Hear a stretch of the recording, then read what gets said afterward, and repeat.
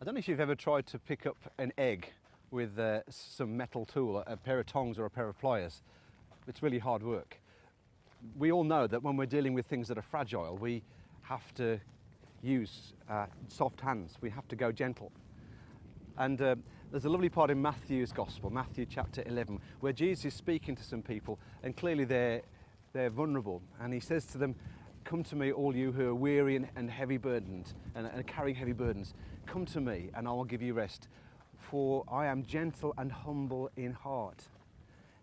It says to me that Jesus, when he's dealing with people who are fragile and vulnerable, with us and others, it's the humility of his heart and his gentleness which is how he treats us.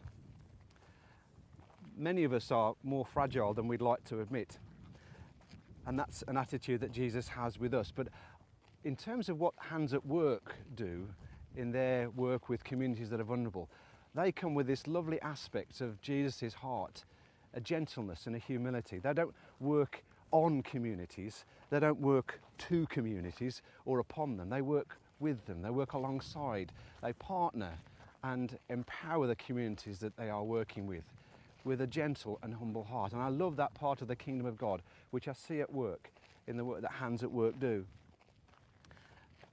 And maybe we can think about what that does for us, for the places where there's a fragile bit, a vulnerable bit in our own history, our own personality.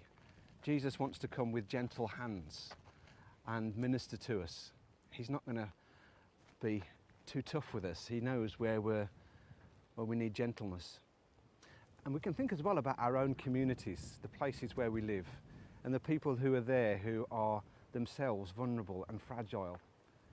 If we're seeking to minister to them and share with them, we're going to come gently, aren't we? With humility of heart, just like Jesus does to us.